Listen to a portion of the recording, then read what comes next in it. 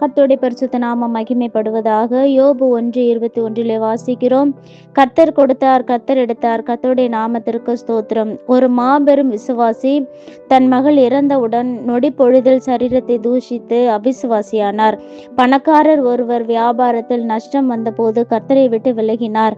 தேர்வில் தோல்வடைந்த மாணவன் இனிமேல் நான் ஆலயத்திற்கு போக மாட்டேன் என்று சபதம் செய்தான். தேர்தலில் தோல்வியுற்ற வேட்பாளர் ஒருவர் போதகரை வீட்டிற்கு அழைப்பது நிறுத்திவிட்டார். ஆம், அருமையான தேவ பிள்ளைகளே, நம்முடைய ஆதாரம் பணத்திலும் பதவியிலும் செல்வத்திலும் உறவிலும் பாசத்திலும் கல்வியிலும் உள்ளது. அதை இழந்தவுடன் கர்த்தரை தூஷிக்கிறோம், பின்மாற்றத்திற்குள்ள நாம் கடந்து செல்கிறோம். யோபுவை பாருங்கள். அவன் உத்தமனாய், நீதிமானாய், சன்மார்க்கனாய் இருந்தான். ஆனாலும் அவனுடைய வாழ்க்கையில செல்வத்தை இழந்தான், உறவை இழந்தான், சுகத்தை இழந்தான். ஆனால் நம்பிக்கை இழக்கவில்லை. தன்னுடைய வாழ்வின் ஆதாரமாக கர்த்தரை பற்றி கொண்டிருந்ததுனால உலக காரியங்களை அவன் நினைக்கவில்லை. எனவே அவனுடைய நம்பிக்கை அவனுடைய வாழ்க்கையில எழுந்து போன சகல ஆசீர்வாதங்களையும் இரட்டிப்பாய் கிடைக்க கர்த்தர் உதவி செய்தார். எனவே நீங்கள் இழந்து போன காரியங்களை குறித்து கவலைப்படாதீர்கள்.